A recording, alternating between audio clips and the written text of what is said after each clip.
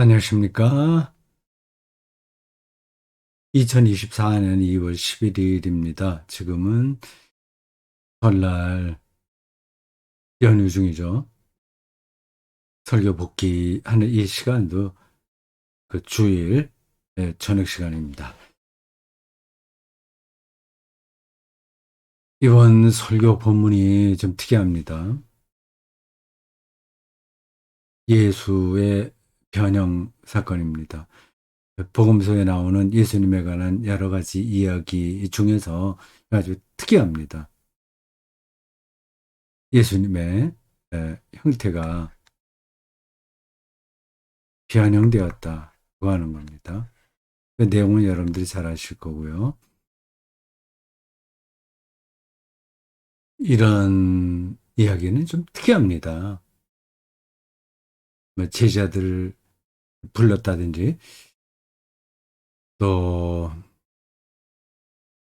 여러 가지 하나님 나라에 대한 비유를 하신다든지 성전을 어, 깨끗하게 하신다든지 뭐 장사치들 다 강제적으로 내쫓는 일 등등 좀 파격적인 일이라든지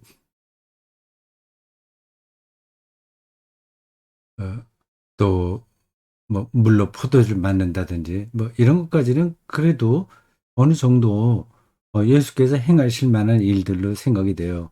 근데 예수님의 모습 자체가 변했다는 거는 이게 뭐가 뭔지 종잡기 힘들기도 합니다. 그 설교 시간에 다 얘기했지만 거기에 엘리야와 모세가 등장한 거 아닙니까? 이런 것들이 동화 같죠. 요 예수님의 변형 요 이야기, 보통 변화산 이야기라고 합니다. 변화산 사건이라고 합니다. 그것은 예수 부활에 대한 전조처럼 느껴져요. 부활 이야기에도 그런 빛이 많이 나오잖아요. 방을 다 어, 문을 다 걸어 잠그고 제자들이 모여있던 그 방에 죽었던 예수가 이렇게 등장한다든지 뭐 그런 게 일상적이지 않아요. 아니, 그 이야기 아주 특이한 일입니다. 그리고 구름 속에서 어, 들렸다는 소리, 그 예수의 세례와 연관되기도 하고요. 이 세례 받을 때도 그런 소리가 났고요. 그러니까 복음서에는 어떤 사실이 있고 팩트라고 하죠. 그리고 어떤 사건이 있는 겁니다. 이걸 뭐 구분하기가 애매하긴 합니다. 사실은 팩트죠. 어, 신문 기자가 보도할 수 있을 만한 이야기를 가리킵니다. 근데 사건은 이벤트라고 해서 이건 신문 기자가 보도할 수 있는 내용을 넘어서는 거죠. 오히려 어, 이 사건은 시 경험과 같은 겁니다. 시인의 그 경험을 신문 기자가 뭐 육하 원칙에 따라서 보도할 수는 없잖아요. 그 사실은 그렇게 보도할 수 있어요. 근데 이게 두 가지가 성경 안에 서로 엮여 있습니다. 그래서 그 본문을 해석하기가 약간 까다롭습니다. 어떤 게 이벤트이고 어떤 게 팩트인지가 아주 선명하게 구분되지도 않아요. 음, 그런 점에서 성경을 음, 설명하려면 해석하기 필요한 겁니다. 험한 유택이라고 그러죠. 여름에 노이틱 뭐 발음은 비슷합니다. 영어나 독일어는 똑같아요. 헤르메노이트, 허머뉴틱스. 헤르메스라는 그 그리스 신화에 나오는 단어예요. 헤르메스. 제우스의 뜻을 사람들에게 알리는 일입니다. 신의 생각을 사람들에게 알리려면 그게 저절로 됩니까? 신의 언어를 인간의 언어로 바꿔야 되잖아요. 그러니까 전문적인 해석학이 필요합니다.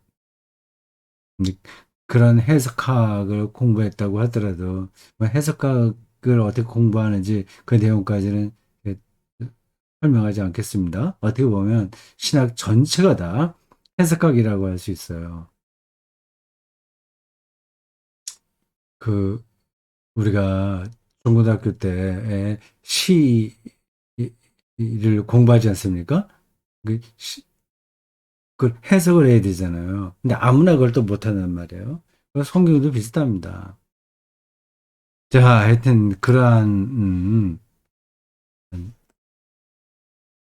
사정들이 성경을 이해하는데 그리고 설교하는데 그리고 설교를 듣는데 필요하다. 이렇게 그게 그렇게 간단한 문제가 아니다. 그 얘기입니다. 근데 일반 신자들은 목사도 마찬가지지만 아이고 그 복잡해 시끄러워 너무 어려워 그런 게 뭐가 필요하나 그냥 예수 잘 믿으면 되지 뭐 그렇게 생각을 하겠죠. 예, 뭐 그렇게 신앙생활 하더라도 뭐 괜찮습니다. 다만 저는 그렇게 신앙생활을 하지 못하니까 저 성서 텍스트 안으로 깊이 들어가 보려고 하는 거죠. 네, 여러분들도 제가 들어가는 그 깊이가 좀 이렇게 귀에 들리면 따라오시면 되고 좀 그렇지 않으면 아이고 정 목사가 또 오늘도 좀 어렵게 설교하네 뭐 그런 정도로 생각하고 지나가시면 됩니다. 제가 뭐 늘 그렇게 복잡하게 설교하는 게 아니니까 마음 편하게 먹으십시오. 그 예수가 빛으로 변형했다는 이야기를 하면서 메타포로서의 빛 이야기를 했습니다. 은유로 어, 빛이 은유로 우리 일상에서도 경험된다는 거예요. 그거를 알아야 성경에 나오는 빛이 무슨 뜻인지를 이해할 수 있는 겁니다. 성경은 그 빛을 물리적으로 요 빛이에요. 빛을 물리적으로 접근하는 게 아니에요. 이 빛은 그리스 철학, 이 빛이 어떻게 보면 철학의, 철학의, 가장 중요한 주제라고 할 수 있습니다. 이게 빛이 철학적 주제예요. 철학과 과학도 서로 다른 건 아니에요. 그 이 그리스 시대에 과학자들은 다 철학자들이었습니다. 철학자들이 뭐 과학자들이었고요. 그들은 빛을 어, 어, 알아보려고 했어요. 이 광학이라고 하죠. 광학. 이게 그리스 시대만이 아니라 계속해서 철학과 과학의 핵심 주제였습니다. 빛이 있어야 모든 사물들이 드러나잖아요. 우주를 연구하는 사람들이요. 우주과학 또 다 빛이 있어야 됩니다. 그리고 미신 물리학도 다 빛으로 그걸 확인할 수 있는 거죠. 이 빛을 쪼아서 그게 어떤 반응을 일으키냐 그런 것으로 모두 사물들의 물리적 사물들의 성질을 파악하는 겁니다. 근데 그 근데 성경에서는 그 빛을 물리적인 관점이 아니라 은유로 보는 겁니다. 은유예요. 비유예요. 그러니까 어떤 사물이 아주 강렬하게 드러나는 경험들. 근데 그런 거는 이제 빛 경험이라고 얘기합니다. 메타프로스의 빛을 이해해야 성경에서 나오는 그런 빛에 대한 이야기를 이해할 수 있어요. 물론 창세기에는 물리적 어, 차원에서 빛을 이야기하죠. 근데 그게 사실은 얽혀 있어요. 근데 이게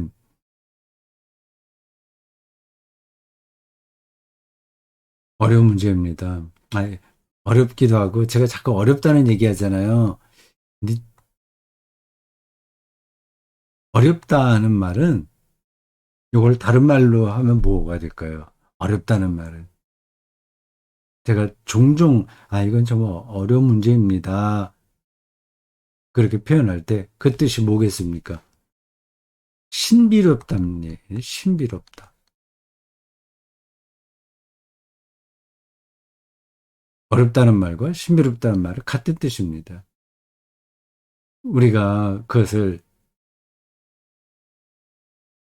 실증적으로 아, 결정해서 파악할 수 없는 대상이니까 신비로운 거죠. 빛이 신비로운 겁니다. 이게 입자인지 파동인지 제가 늘 하는 얘기죠. 입자인지 파동인지 어떤 때는 입자고 어떤 때 파동이고 신비로운 거죠. 근데 그게 신비롭기 때문에 그거를 은유로 많이 사용하는 겁니다. 음. 그래서 여러분 화면에 존재의 빛이라고 제가 썼잖아요.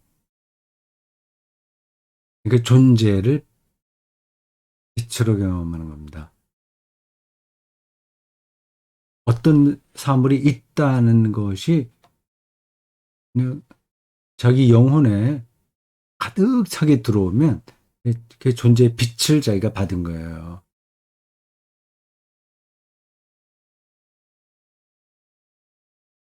파넨베르크가 어느 대학교인가? 미안합니다. 제가 늘 파넨베르크 입에 달고 살아서 또 파넨베르크 나오는데 그게 아니라 하이데거.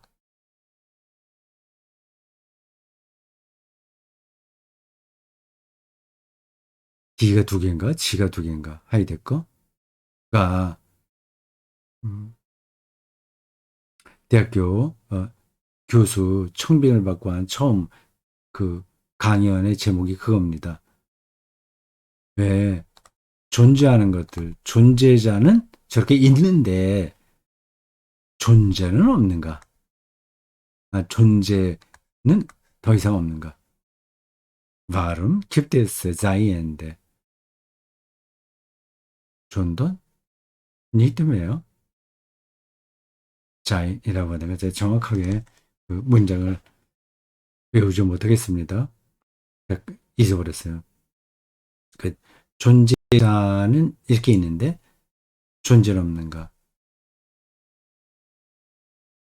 네, 그렇습니다.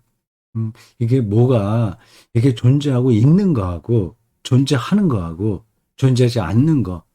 아니면 하이데거의 경우에는 그 존재하는 것을 가능하게 하는 더 근원적인 세계, 그걸 존재라고 하는데, 어쨌든 그게 막 복잡해요. 거기에 이제 신비로운 겁니다, 그게. 존재가, 존재의 신비예요. 이제 이 존재의 신비에 눈을 떠야 됩니다. 뭐 웬만해서는 다들 눈을 뜨고 살죠.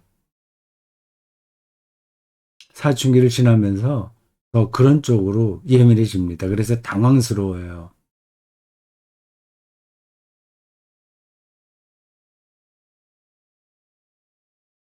그 존재의 신비라는 게 어떤 건지 뭐 아시죠? 제가 설명 굳이 안 해도 되겠죠? 제가 여기 이 요 엑스펜 가지고 있잖아요. 이걸로 제가 여기 어디에 이렇게 쓰면 여러분 저 위에 어, 한서가 되는 겁니다. 이 엑스펜, 음, 혹은 뭐 이 색연필, 뭐 그런 연필, 뭐 볼펜, 뭐 등등 이 모든 이 사물들 존재하는 것들이에요. 이게 신비로운 겁니다.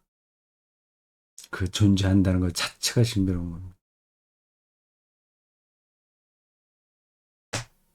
그 이 연필이 어디서 왔는지를 생각하면 까마득한 거거든요. 이, 이 연필은 빅뱅하고도 연관되어 있습니다. 130억 어, 년 전에 일어났던 빅뱅과 연결되어 있어요. 그때 대폭발이 일어나서 지금 이 시간까지 이 우주가 내려왔고, 이제 이게 확장되기도 하고, 뭐 등등. 그리고 다 이 지구도 그 안에 있는 거니까 이것도 그 안에서 온 거죠. 이게 없을 수 있는데 여기 이렇게 있단 말이에요. 제가 계속 이걸 오랫동안 이렇게 뭐 쓰기도 하고, 뭐 밑줄 긋고 하는 거, 그런 매 순간순간이 다 신비로운 겁니다. 이- 그러한 존재의 신비를 느껴야 하나님이 느껴집니다. 이- 이렇게 좀 철학적인 사유가 좀 필요한 거죠. 근데 그렇게 하지 않고 그냥 뭐 하나님이 나타나셔서 하나님이 복 주실 거야. 하나님께 충성해봐. 믿기만 해봐. 어, 그리고 우리가 그리스도인이니까 어떻게 도덕적으로 착하게 살아야지. 그리고 세계를 변혁시켜야지. 뭐 그런 말을 할 수 있습니다. 근데 그런 것들은 다 이 존재 신비를 전제하고 나오는 이야기예요.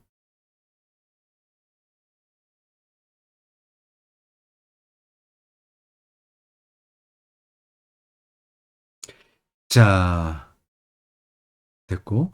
기적과 하나님 경험, 그 관계를 설교 어느 앞 초반부에 이야기했습니다. 그러니까 변화산에 엘리야와 모세가 나타난 거를 기적적인 거로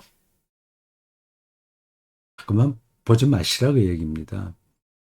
성경에는 기적, 기적 이야기가 있잖아요. 근데 요것도 좀 까다로운 겁니다. 근데 기적 이야기가 있기 때문에 하나님을 믿는 게 아니라 하나님을 경험했기에 이 세상을 기적으로 보는 겁니다. 이게 말이 안 된다고 생각하세요? 하나님 경험이 예, 우선적인 겁니다. 하나님을 믿을 때 그냥 형식적으로 아니라 실제로 믿을 때 이 세상이 기적처럼 보이는 거예요. 기적으로 보이는 거예요. 물론 성경은 그 기적 이야기를 전하면서 봐라. 하나님이 이렇게 전지전능하시다. 못할 일 없으시다. 그런 표현을 하잖아요. 그것도 맞는 이야기입니다. 근데 그 이야기는 하나님 경험을 강조하는 거예요. 기적, 야, 기적 봐라, 기적, 이런 게 있어야 우리가 하나님 정말 믿을 수 있는 거야. 이게 아니라 하나님을 믿는 사람들에게는 세상에 그렇게 기적으로 경험된다고 하는 겁니다.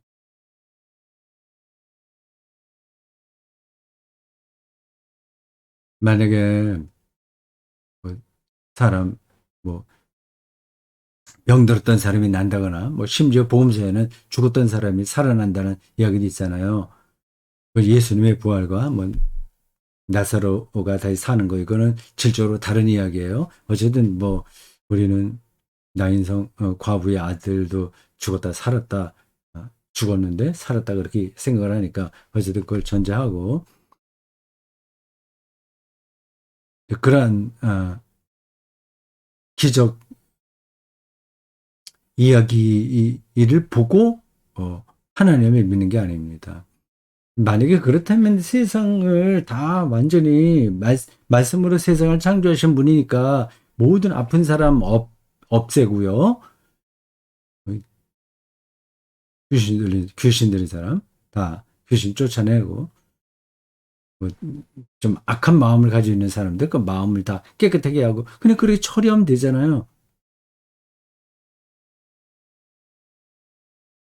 이제 그러한 일들은 우리 이 인간 세상에서 없어지지 않습니다. 중요한 건 하나님 경험이에요. 근데 당신이 말하는 거 하나님 경험이 뭔데? 그 질문이 가능합니다. 네, 그뭐 다른 때도 얘기를 했고 또 앞으로도 얘기하게 될 거고 평생 동안 저도 수행 구도 정준 구도 하듯이 하나님 경험 안으로 깊이 들어가려고 하는 거니까 지금 이 자리에서 또 그 이 주제를 더 설명하지는 않겠습니다. 이것도 이 하나님 경험만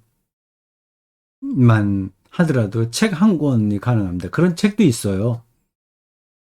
그런 제목의 책이 있습니다. 에파룬 고테스 하나님 경험.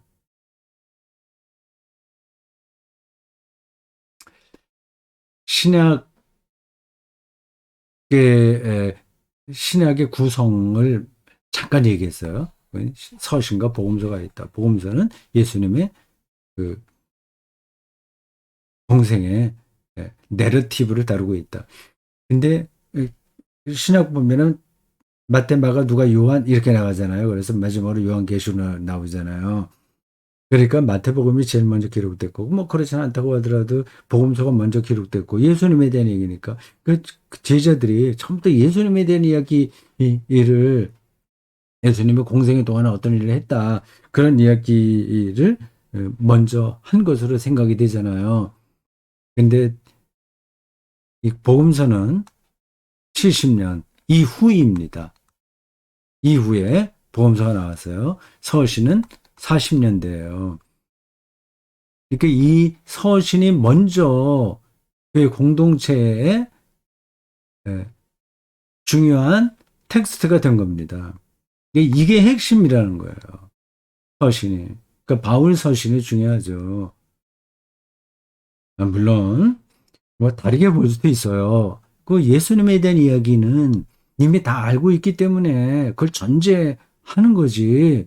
뭐 복음서가 70년 이후에 나왔다고 해서 서신보다 복음서가 덜 중요하다는 말이냐? 그런 반론이 가능합니다. 이 문제는 이렇게 저렇게 서로 양쪽의 의견이 충돌될 수는 있어요. 근데 이 대목에서 우리가 어, 오해할 수 있기 때문에 굳이 약간 논란이 될 수 있는 이 관계를 말씀드린 겁니다. 그러니까 예수님에 대한 신앙이 먼저예요. 그 다음에 예수님에 대한 그 여러 내러티브가 나오게 되는 겁니다. 오병이어 기적이 먼저 있었던 게 아니라 예수님에 대한 믿음이 있었기에 오병이어라는 이야기가 초기 그리스도교 안에 전성된 거예요.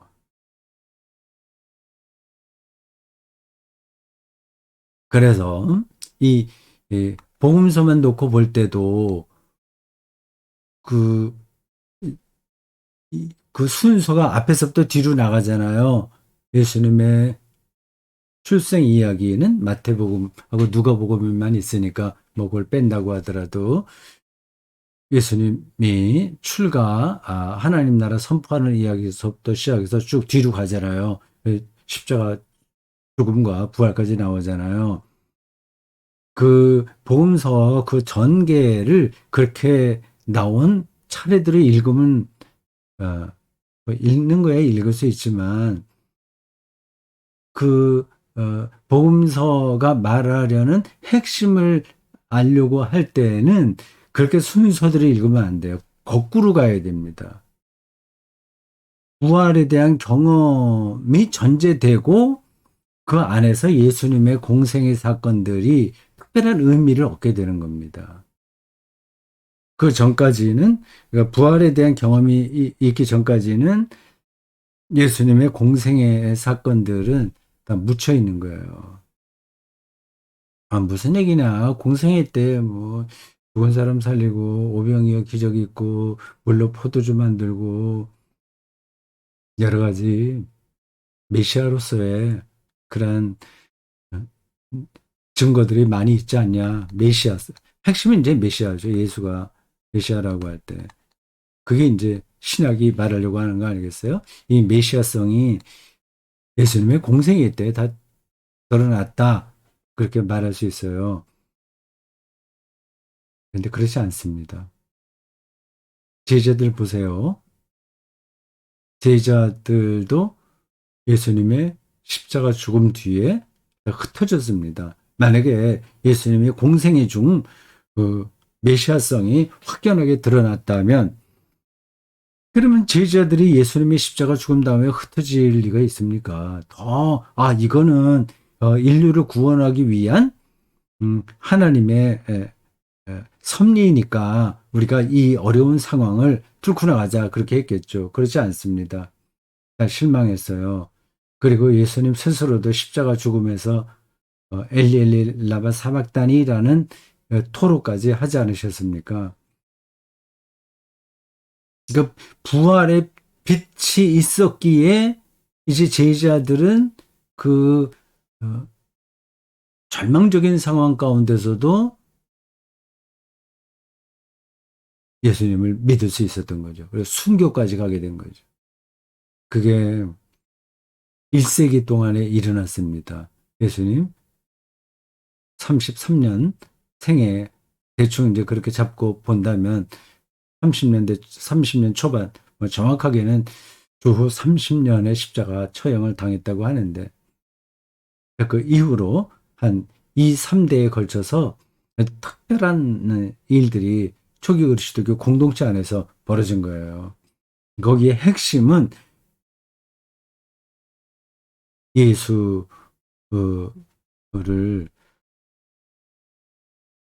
메시아로 경험한 거죠. 그 메시아 구원자예요. 그걸 경험하게 된 그 근거는 죽은 자로부터의 부활이에요. 글씨가 잘 안 써지네. 죽은 자로부터, 예, 와, 사도신경에도 나오죠. 죽은 자로부터 살아나셨다고 말이죠. 지금 부활에 대한 이야기는 또 하지 않겠습니다. 이번 2월 14일 이 설교 복귀가 나가는 그 화요일이군요. 날 저녁 때 신학 공부 라이브 방송이 있습니다. 그때 주제가 십자가와 부활이에요. 그때 조금 더 이야기하겠습니다.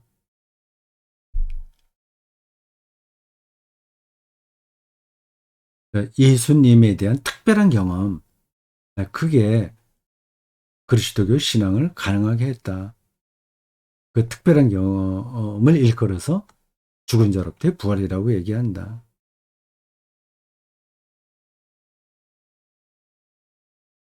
시간을 좀 보고 지금 28분 됐네요.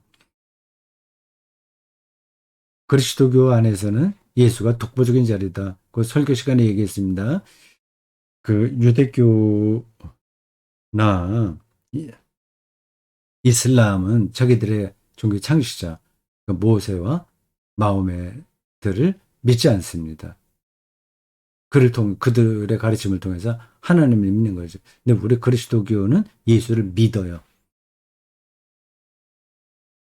그래서 설교 중간 그 부분에서 믿더라도 적당히 믿어라라는 말을 우리가 세상으로부터 종종 듣는다고 얘기했습니다. 그 예수 가르침 좋지. 그 존경해야지. 그리고 성인 중에 한 사람이지. 선지자지. 우리를 다르게 살라고 끌어주는 멘토지. 그런 정도로 예수를 이제 존경하고 살면 되는 거 아니냐? 그렇게 하는 게 적당히 하라는 겁니다. 근데 그리스도교는 그렇게 예수를 그냥 멘토로 생각하지 않습니다. 그를 하나님의 아들로 생각하는 거예요. 곧 그것은 하나님과 마찬가지입니다. 예수를 하나님으로 믿는 거예요. 그러니까 절대적인 거죠.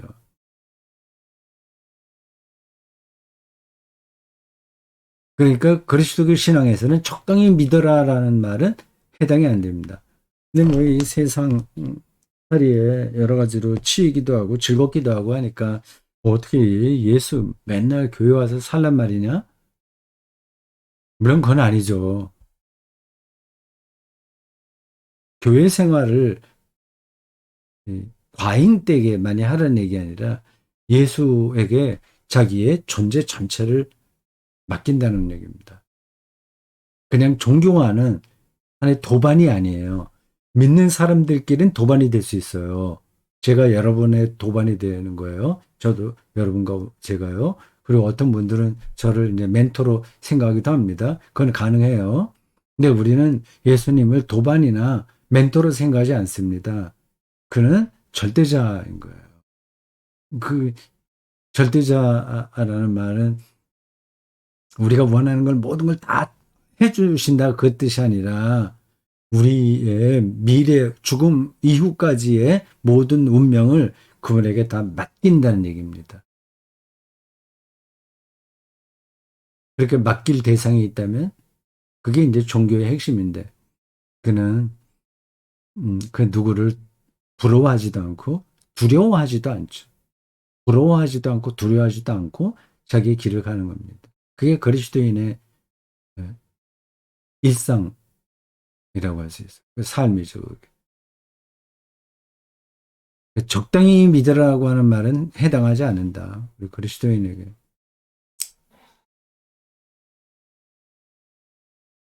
그러니까 예수는 신인가 이건 앞에서 말했던 거하고 쭉 연관됩니다. 예, 그리스도교 신학에 도달한 음, 마지막 대답은 베레 호모 베레 데우스입니다. 참 참된 인간 참된 신. 두 속성이 한 인격 안에 뒤섞이지도 않고 그 정확한 라틴어 표현이 있는데 제가 다 말씀드리지 못하겠습니다. 혼합되지 않고 분리되지 않으면서도 하나인 그거를 가리켜서 이렇게 표현한 거죠. 인간됨과 신성이 예수라는 퍼스널리티 안에 적당하게 반반 섞인 거 아니고 반반 나눠지는 거 아니고 그리고 막 섞여 있는 것도 아니고 각각 다 외래 참되게 인간이고 참되게 신이다. 그러니까 예수 존재의 신비죠. 여기 또 신비라는 말이 나와요. 아니 어떤 사람들은 기독교가 그리고 정 목사 당신네들 툭하면 애매한 거는 다 신비 얘기하는 것 같다. 네, 마음에 안 든다 생각할 수 있습니다. 신비 그러니까 아직 우리에게 아, 풀리지 않은 문제라는 겁니다. 그건 종말에 가서야 다 드러날 것들이에요. 그래서 우리는 신비라고 얘기하는 거지 확실하지 않고 애매모호하기 때문에는 신비롭다 그렇게만 얘기하는 게 아닙니다. 사실 이 세상 전체가 신비로운 거 아니겠어요? 그리고 한 개인의 인생 자체도 신비로운 거 아니겠습니까?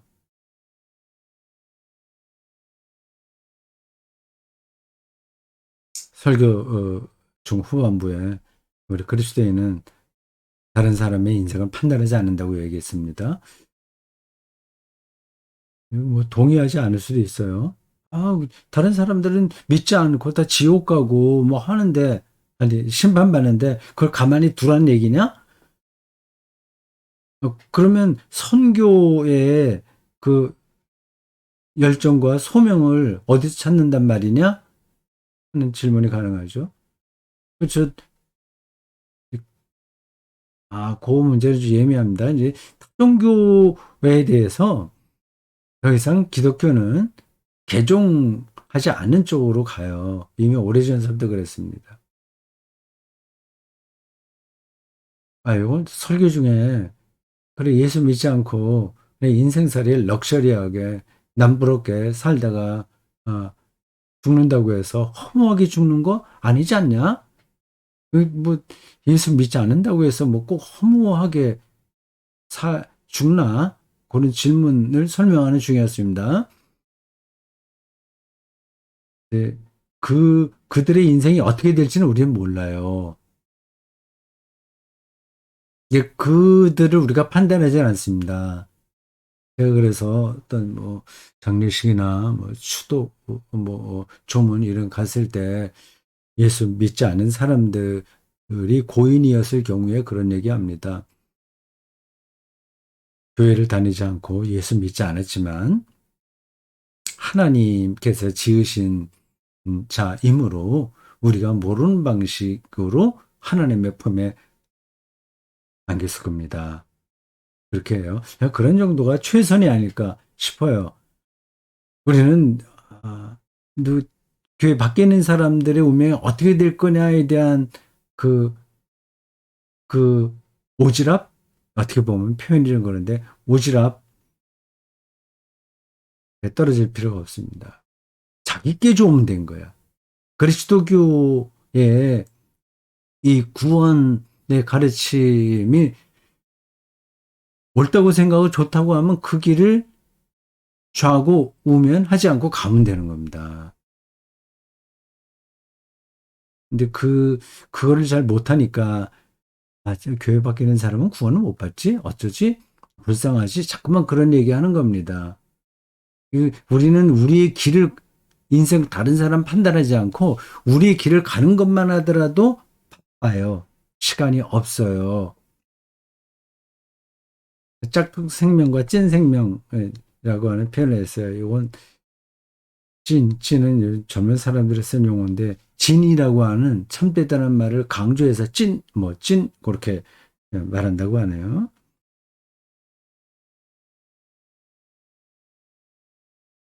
근데 예수 그리스도를 통해서 하나님께서 행하신 종말론적인 종말론적 생명 사건을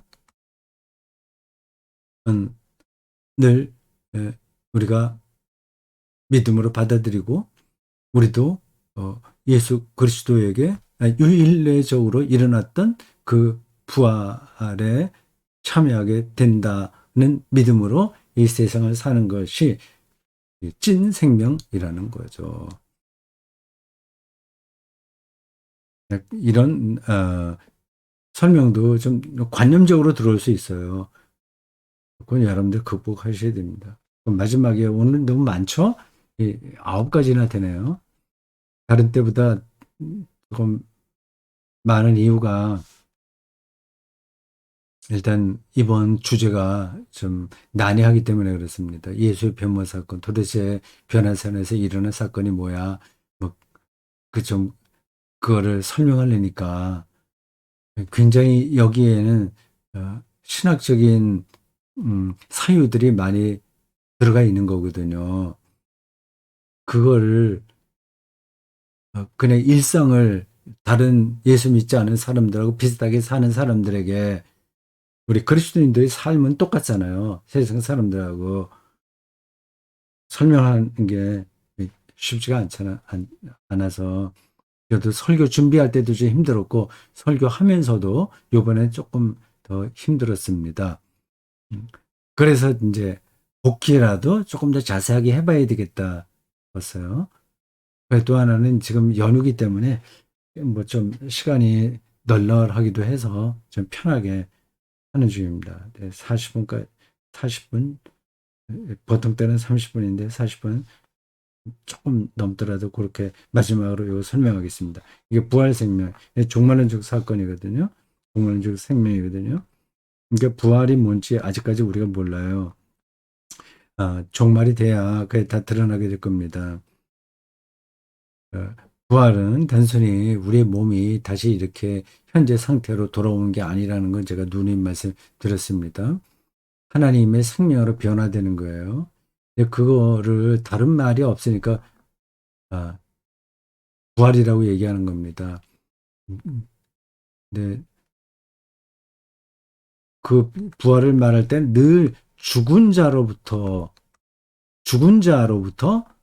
다시 사셨다. 죽은 자로부터 삶을 얻는다. 이 얘기하고 있어요. 이제 죽음과 늘 대비돼서 나오는 겁니다. 야, 우리는 다 죽잖아요. 현재도 이미 죽어 있는 거나 마찬가지죠. 제가 이렇게 아직까지는 이렇게 살아서 설교도 하고 테니스장도 나가고 뭐 텃밭도 가꾸고 하긴 하는데 그게 뭐 순식간에 이제 없어지는 거죠. 다 죽어요. 근데 그렇게 제가 생물학적으로 이렇게 죽기 전에 이미 어, 죄의 지배를 받으면 죽은 거랑 마찬가지입니다. 자기가 자기를 뭐 완성시켜 보려고 아주 온갖 욕심을 다 내는 이게 죄거든요. 그래서 자기가 대통령 돼봐야 그냥 쉽게 얘기합니다.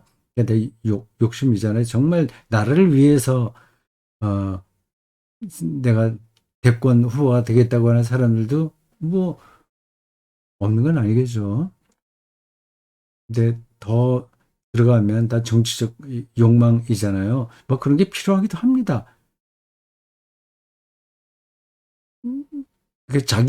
자기를 자기가 완성시키려고 하는 그거, 그게 성경은 죄라고 얘기하는 겁니다. 이게 좀 이상하죠. 받아들이기 힘들죠.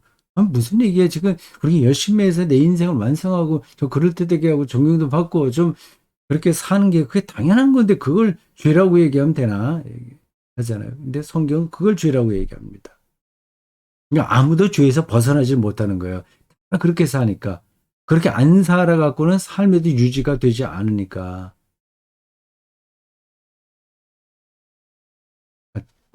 요거, 근데 그 부활 생명이 하나님께서 이루실 종말론적 그 생명인 부활이 오늘 우리 일상에 은폐되었다.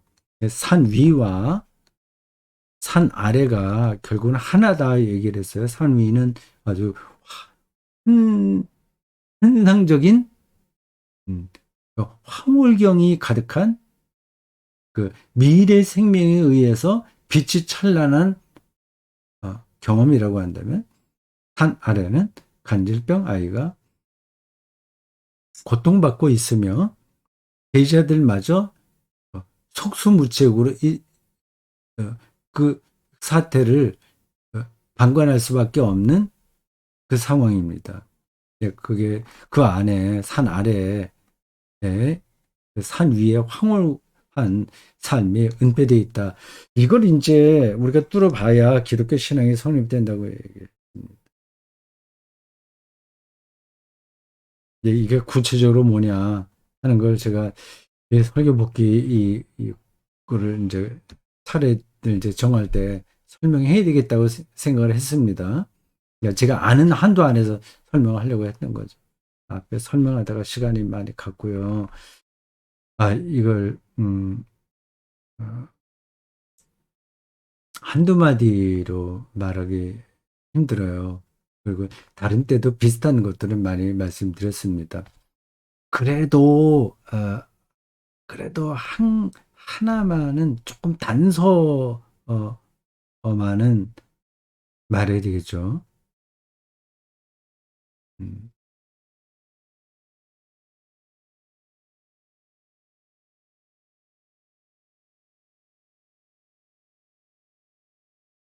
우리의 일상이 여러 가지 많은 것들이요. 그 일상이 일상이